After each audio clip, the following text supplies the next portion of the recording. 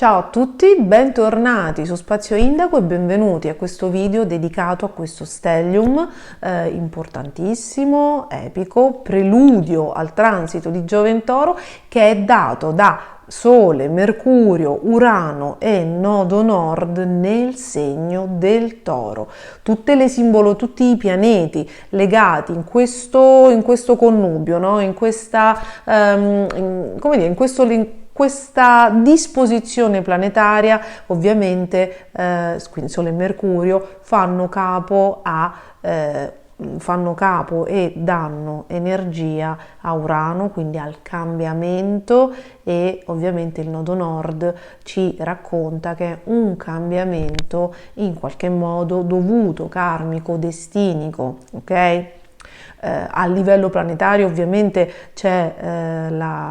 ci sono dei cambiamenti, si innescano delle modifiche, degli avanzamenti, delle successioni che riguardano tutto quello che è a livello taurino l'economia, i soldi, le transazioni, i possedimenti, tutti quelli che sono anche i grandi possessori di materia. Per esempio, pare che Carlo d'Inghilterra, che in questo periodo, che è il 6 maggio, proprio il giorno della luna piena in Scorpione, avrà l'incoronazione, sembra insomma che abbia delle ricchezze no? infinite, ben superiori rispetto a quelle della madre, e questo significa che sono dei capitali che iniziano a muoversi nel mondo, essendo il personaggio particolarmente ammanicato soprattutto nelle questioni green.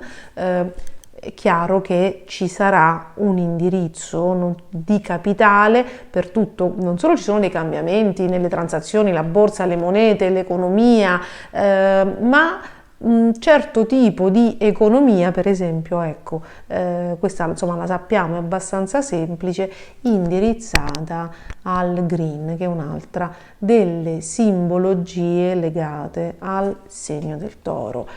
Questa è una. Ci saranno dei cambiamenti anche nella moda, nel tessile. Per cambiamenti della moda significa che magari vengono alla ribalta vecchie case di moda che vengono riportate in auge, che invece si avvicendano delle figure, come dire, legate appunto all'industria del tessile, della moda, lasciano il testimone a qualcun altro, quindi degli avvicendamenti. Ovviamente questo stellium di questo mese, quindi diciamo dal 21 aprile fino al 15 maggio, è un preludio a quello che poi porterà Giove in Toro. Non tutto quello di cui stiamo parlando si manifesterà come l'incoronazione di Re Carlo. C'è qualcosa che ovviamente i grandi poteri, le situazioni, le dinamiche si muovono sotto traccia. Poi quando Giove dal 16 maggio entrerà nel segno del Toro, progressivamente nel giro di un anno renderà manifeste e porterà alla luce del sole tante cose. Ora,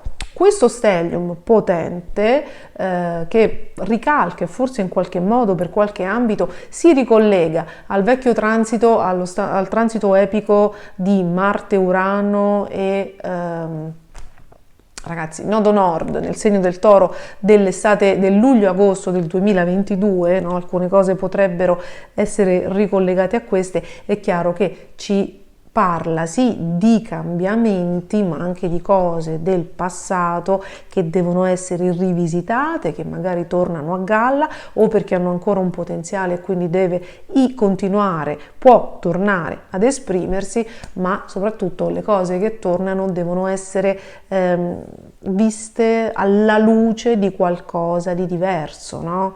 E questo ce lo racconta Mercurio, ce lo spiega Mercurio retrogrado, che ci chiede una sorta di cambiamento. Un paio di considerazioni: nessun Mercurio retrogrado è purtroppo e per fortuna uguale all'altro, quindi questo dipende dal segno in cui Mercurio cade di volta in volta e dal cielo che trova. Dal cielo, perché per esempio l'ultimo Mercurio era in Capricorno, si è congiunto a Plutone, ha avuto un'opposizione di una luna piena potentissima in Cancro, infatti sono magari morte delle figure istituzionali, no, nel mondo, tra cui una Papa Ratzinger che ha anticipato,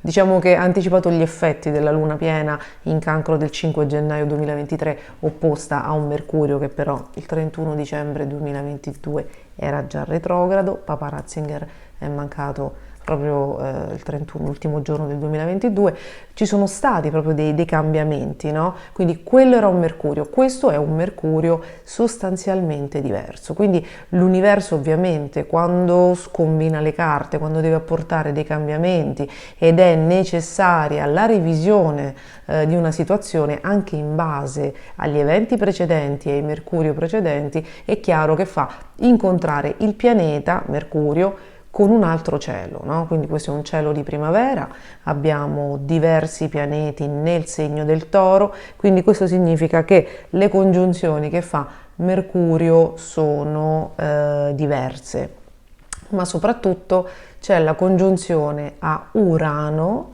che è il signore dei cambiamenti, anche improvvisi, un fulmine, una sorta di fulmine, che perde un po' di agilità e perde un po' di velocità nel segno del Toro, perché Urano sta bene nel segno dell'Acquario, cioè Urano sta bene in pianeti d'aria nei quali riesce a esprimersi velocemente perché l'aria si sposta con poco. Invece, insomma, spostare la pesante e densa terra, materia terrestre, è roba non da poco. Quindi abbiamo il Urano, quindi è un Mercurio che ci porta a rivedere dei cambiamenti, a rivivere delle cose in base a dei cambiamenti. Adesso ci arriveremo.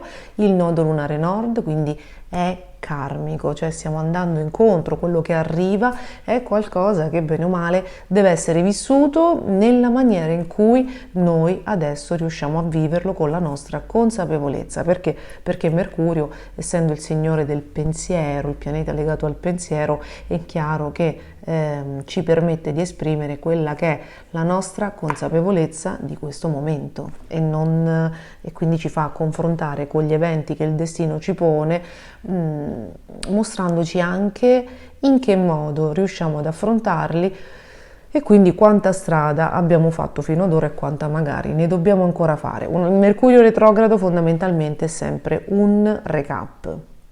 Quindi abbiamo Urano e nodo nord potentissimi, quindi possiamo presagire, se non li avete già avuti, cambiamenti, novità, ripensamenti, cambi di rotta improvvisi, svolte epiche. E poi ovviamente c'è anche il Sole, quindi abbiamo uno stellium composto da 4 pianeti nel segno del Toro e quindi si capisce che i cambiamenti, i ripensamenti, le svolte, le interruzioni, i cambi di rotta improvvisi riguardano le questioni immobiliari, pratiche, materiali, quindi proprio quelle legate alla materia, alla densità, agli immobili, alle case, agli investimenti, ai soldi, alle banche, anche alle restituzioni di denaro, quindi inevitabilmente ai debiti, cosa che probabilmente verrà a galla con la luna piena del 6, i debiti.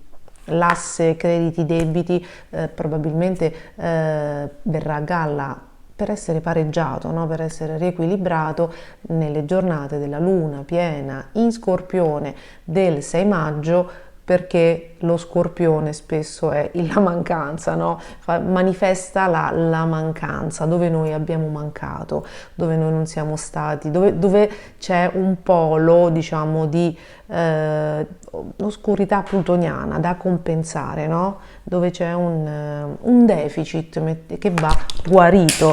Scusate, distruggo tutto.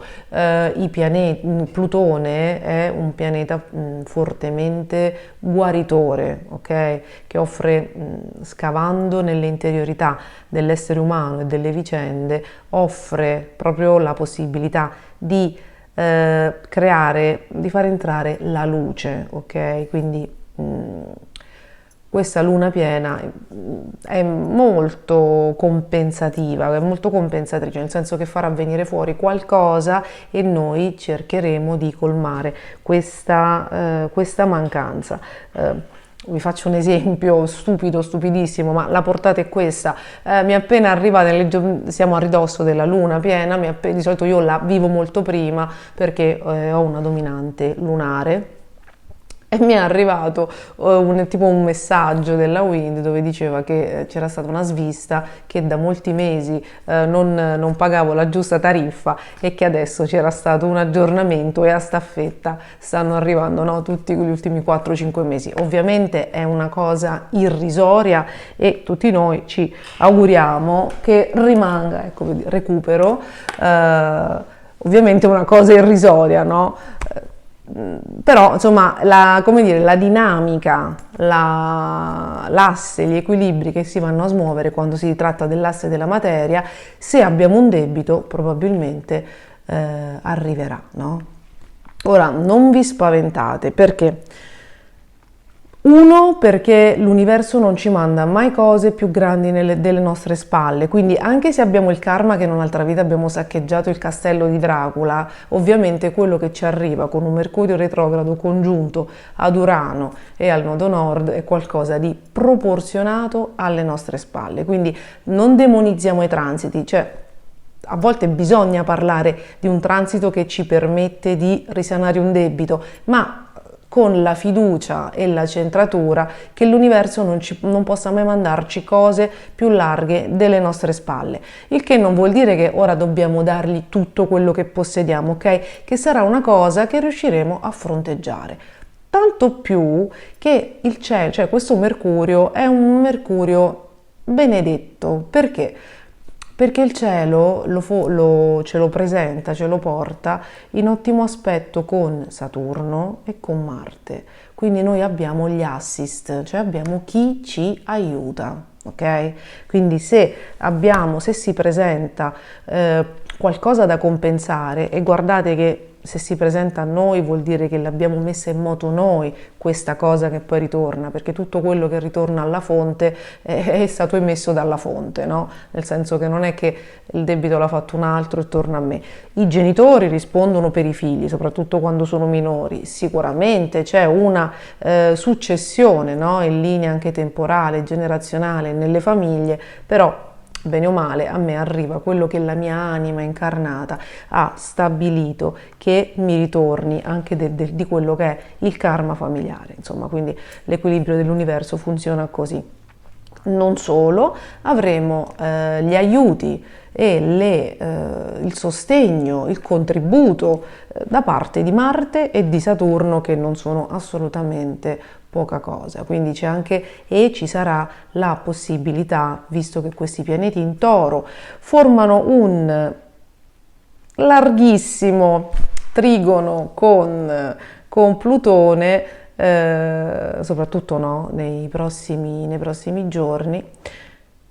Ci sarà un larghissimo trigono con Plutone nei prossimi giorni, quando Mercurio tornerà diretto. Ci sarà quindi anche non solo la capacità di affrontare e di risolvere l'avvenimento, ma di bruciare proprio il karma e di estinguere questa dinamica, questa cosa che magari ha fatto tornare degli schemi e quindi liberarci di una zavorra. Questo è un transito molto interessante di Mercurio e più che un crash test sembra essere un aiuto. Ci sono stati ben altri Mercuri retrogradi da crash test. Io ricordo sempre quello dell'autunno 2022, a quello, ecco, se non dovessi fare più video un domani, ricordatevi sempre che Mercurio retrogrado opposto a Giove, qualsiasi sia l'asse dei segni zodiacali, è veramente confondente. Lì veramente bisogna ritornare a fingersi morti e a non andare a ritirare cose, a non far installare caldaie, dispositivi, perché bisognerà rimetterci molto probabilmente mano. Ricordate, Mercurio retrogrado opposto a Giove, anche Saturno credo che non scherzi. Questa volta invece abbiamo il trigono, quindi le buone notizie sono che il cielo è molto armonico e c'è la possibilità di risolvere molte cose. Gli ambiti sono quelli economici, immobiliari, monetari, ma anche quelli sentimentali, affettivi, il senso del possesso, della coppia, di quanto ci appoggiamo ad una relazione, no? Di quanto magari non sappiamo chiedere. A volte gli squilibri sono dati proprio dall'asse: o chiediamo troppo o chiediamo troppo poco, o alterniamo queste due fasi, no? Come se avessimo un'altalena.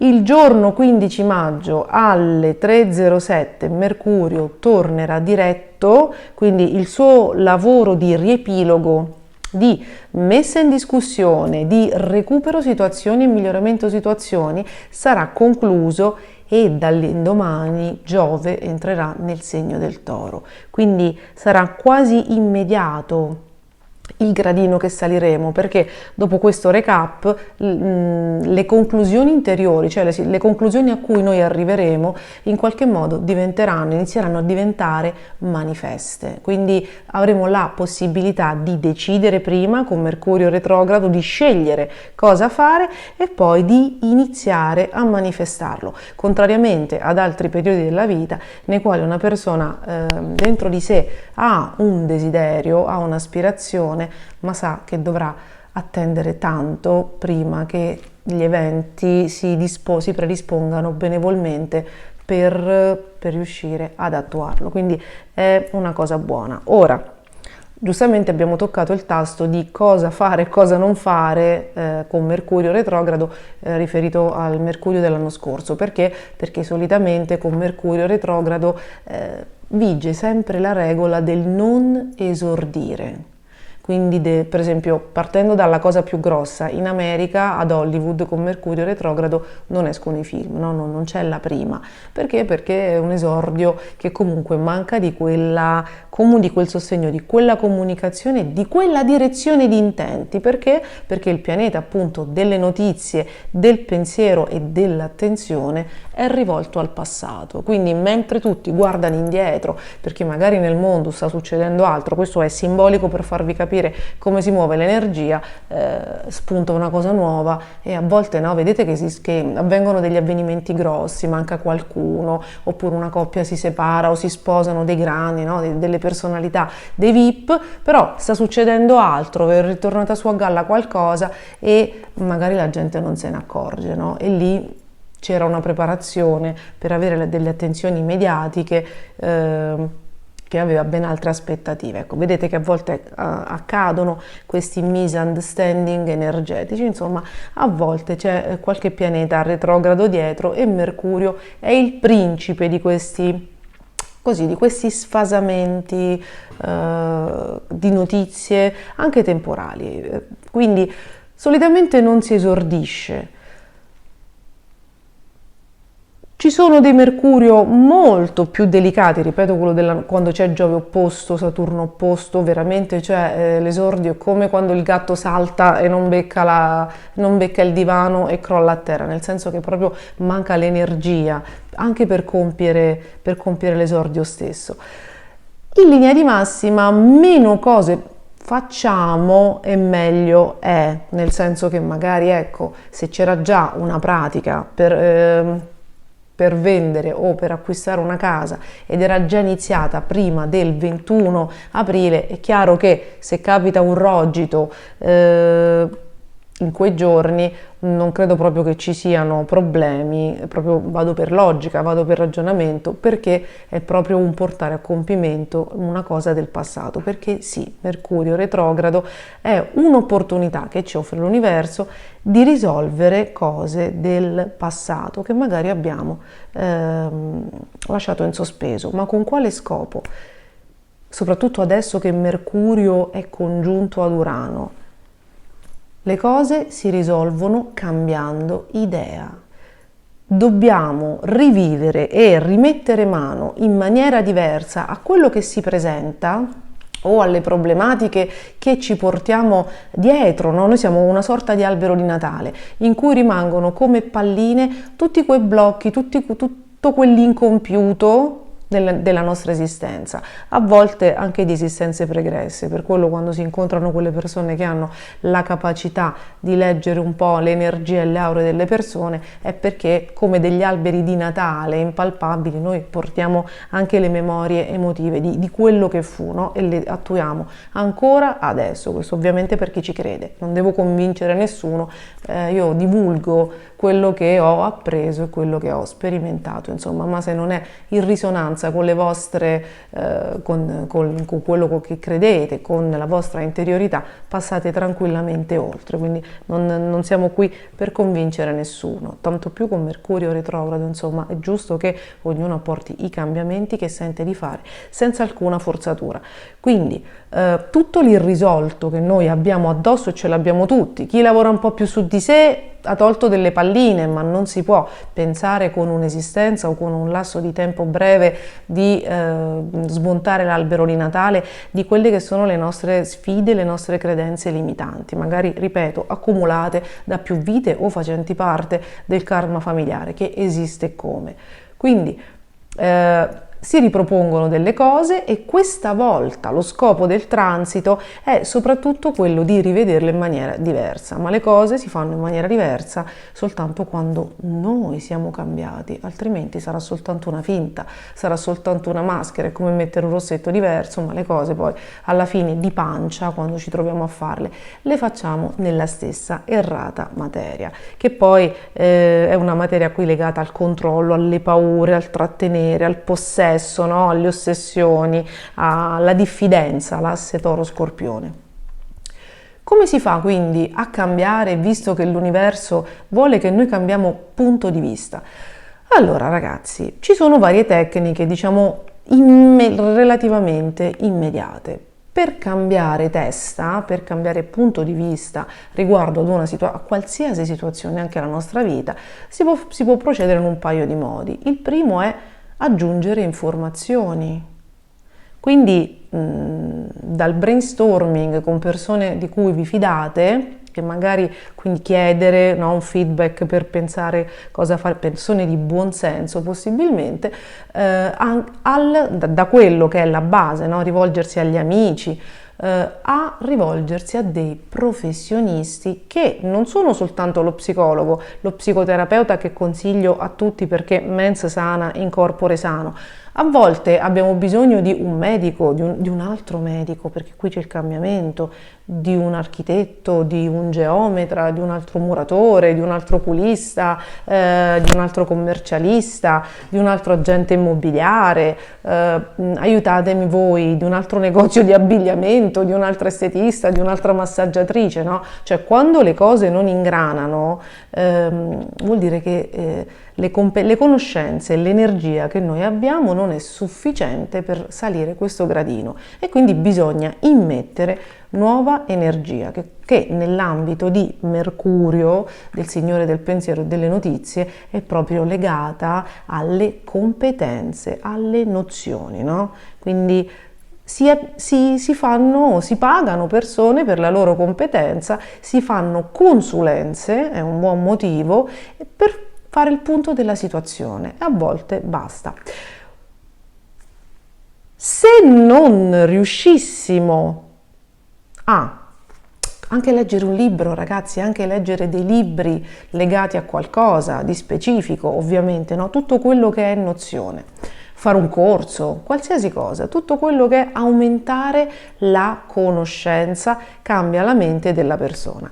A volte però noi andiamo da un professionista, ci dà un feedback, e però non lo sentiamo nostro, perché sempre per le motivazioni di Mercurio noi ci stiamo confrontando, grazie a questi pianeti in Toro, con la nostra chiusura mentale, con la nostra testardaggine, con la nostra ostinazione, con gli attaccamenti, con le paure.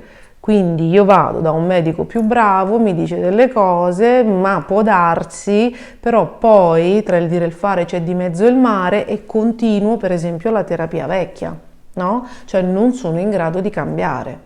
Oppure vado da un agente di borsa, non so, che mi fa una consulenza e mi dice che devo fare questo investimento, vendere quella cosa, può darsi, questa persona è molto quotata, magari molto competente, ma io sono emotivamente, qui stiamo parlando del segno del toro, quindi dell'attaccamento, io sono emotivamente legata all'altra banca, all'altra persona e non riesco a fare diversamente.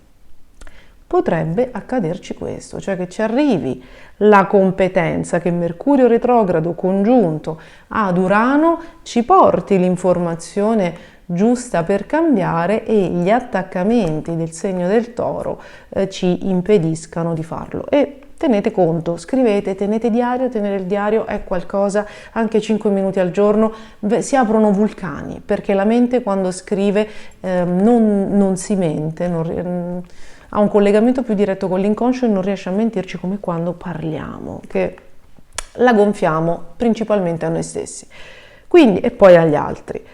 Quindi, primo utilizzo saggio di Mercurio, le competenze. Se non ci riusciamo, abbiamo un grosso aiuto a partire dalla luna piena in Scorpione del 6. Ognuno con i propri tempi. Chi ha la dominante lunare la può sentire prima, chi non ha la dominante lunare oltre a risentire, no, a parlare lo stesso linguaggio della luna, inclina molto alla flessibilità e al cambiamento, no? Quindi non siamo dei saturnini, come dire, fatti e finiti, no? Non siamo delle torri d'avorio, quindi c'è una sorta di elasticità, perché le cose si percepiscono e quindi ci si adegua come se arrivasse un'ondata, con le dovute resistenze, no, soggettive, ma i lunari si adeguano, seguono di più gli andamenti della luna quasi fino a precederli. Ognuno con i suoi tempi, a partire dalle giornate del 6, con l'influsso di questa luna piena in Scorpione, che sì, fa vedere la mancanza, ma soprattutto fa un giochetto plutoniano, per cui per guarire una situazione sottrae anche quello che non ci serve, quello che ci sta intossicando. Ricordate che anche questa luna, come i pianeti in Toro e come Mercurio in Toro, è strepitosa perché è trigono a Marte e a Saturno e a Nettuno, quindi funziona, cioè è un cielo fantastico, nel senso che viene fuori la problematica, la fregatura, la consapevolezza che quella cosa non ci fa bene, che c'era una cosa poco chiara, e ci sono gli assist degli altri pianeti, Marte, Saturno, anche Plutone stesso, in ottimo aspetto con la Luna, che ci fanno liberare di qualcosa. Quindi laddove noi abbiamo l'informazione ma non sappiamo decidere, o siamo proprio impossibilitati per la natura umana, inamovibile, siamo bloccati con le energie e quindi non riusciamo a mettere in pratica il cambiamento, che anche pure richiede le energie, allora in quel caso potrebbe pensarci la luna piena in Scorpione a levarci qualche sassolino dalla scarpa che noi non ci riusciamo a togliere, no? Quindi possiamo, chi non si riesce a muovere, chi non riesce a muoversi, scusate, abbia fiducia nel fatto che anche quando Mercurio tornerà diretto e il giorno dopo arriverà Giove, per gli influssi, per i giochi energetici che farà la Luna, si sarà innescato una sorta di domino per cui le cose diluite nel tempo, insomma, potrebbero sorprenderci. Poi ne parleremo con la prossima luna nuova, che in tal caso, per dare un aiutino al cambiamento, trattandosi di luna nuova, porterà un'ulteriore energia di novità. Ma qua stiamo parlando già del 20-21 maggio e ci sarà il cambio anche di Marte in Leone, quindi tanta roba, da Cancro a Leone. La seconda cosa da fare, oltre che unire le competenze, oltre che annettere nuove competenze, nuove conoscenze, quindi aumentare le informazioni, è quella di cambiare e sostituire proprio i referenti, cioè le persone a cui ci appoggiamo. I pianeti in Toro sono co-significanti della seconda casa, che è proprio la casa delle emozioni, del possesso, delle cose di cui ci nutriamo anche emotivamente, no? Io mi nutro, tu ti nutri, voi vi nutrite delle condizioni psichiche, no? Della presenza di altre persone, dell'affidamento che facciamo su altre persone.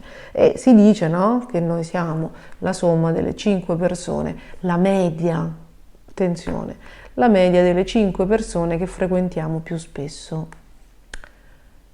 La media, neanche il punto più alto.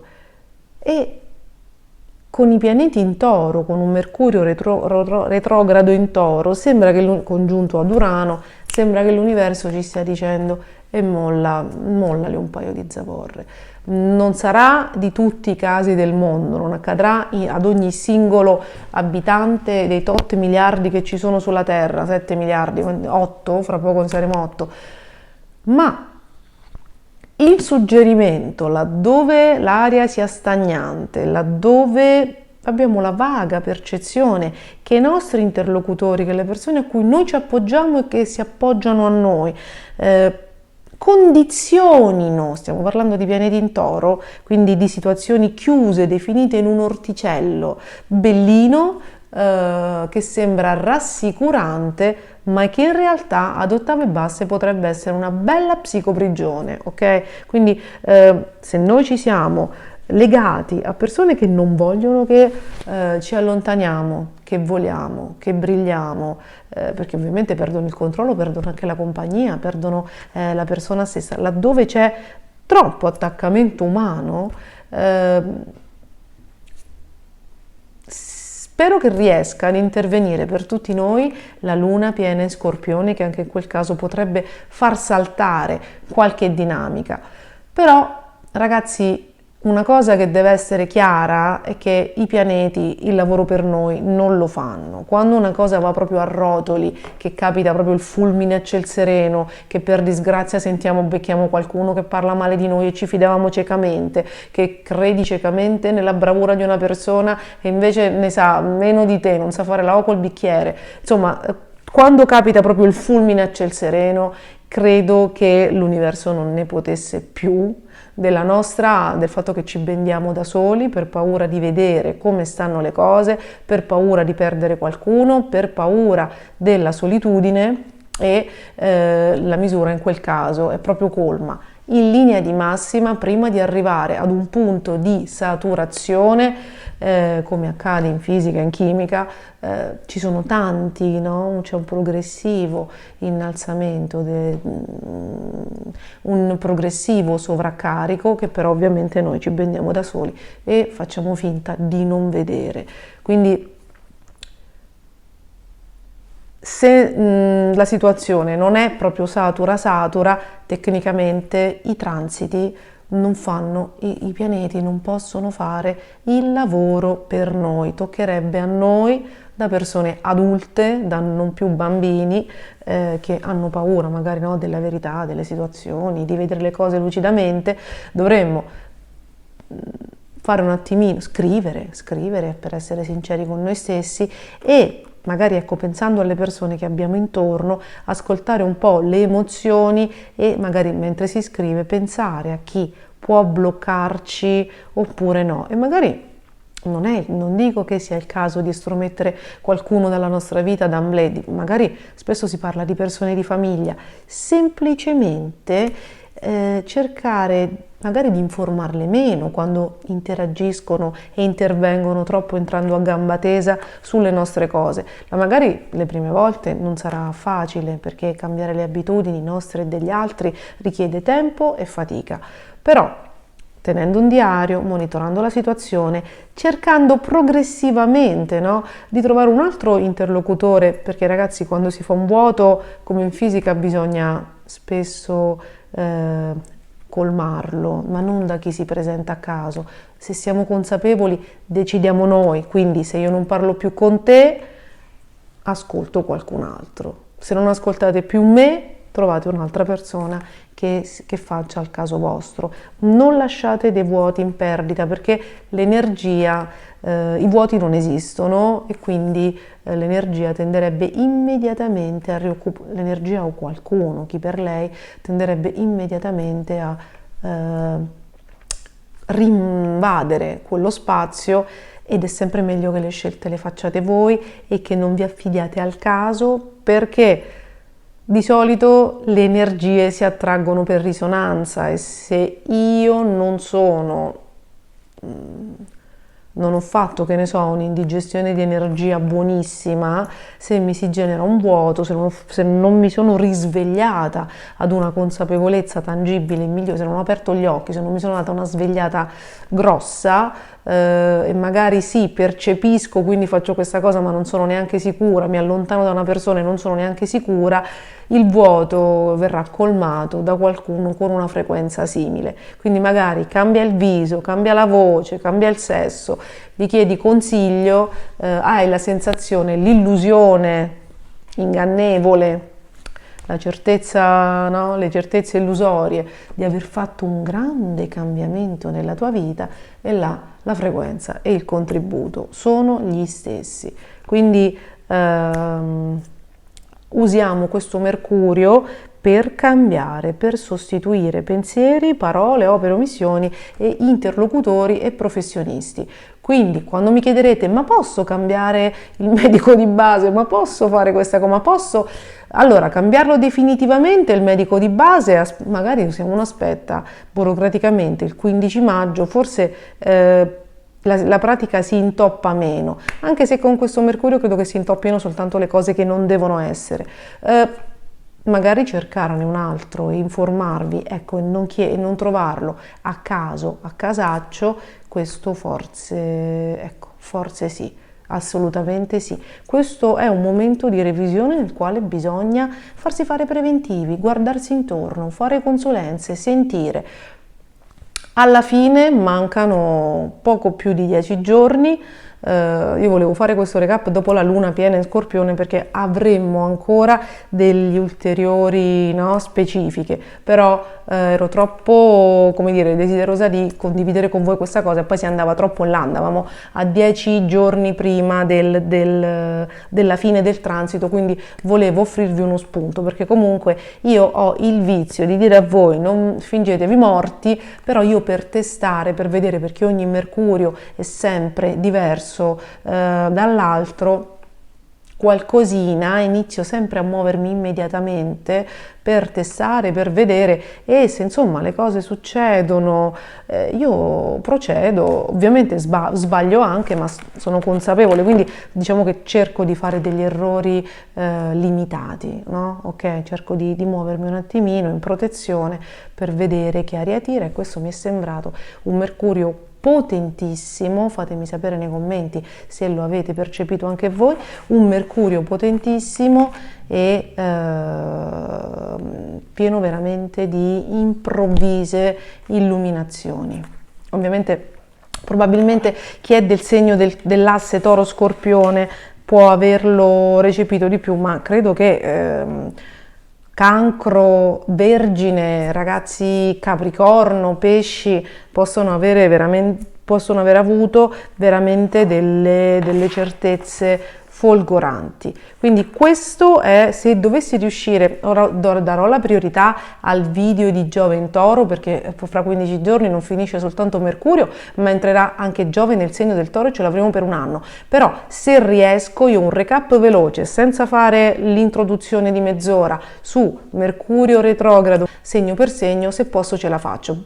Però in attesa del video specifico con le previsioni segno per segno di Mercurio retrogrado, che sono sicuramente utili, spero di esservi stata utile nel rendervi partecipe di questo transito, di questo stellium di questo aprile 2023 così caratterizzante, così epico, che porterà dei cambiamenti tangibili sia nelle nostre vite che a livello mondiale, che meritava assolutamente un approfondimento. Spero di essere stata capace di rendere tutte le sfumature, ma è veramente qualcosa che apre degli scenari ad una portata che probabilmente una singola mente non riesce a prevedere. Qui ci sarebbe voluto veramente un brainstorming.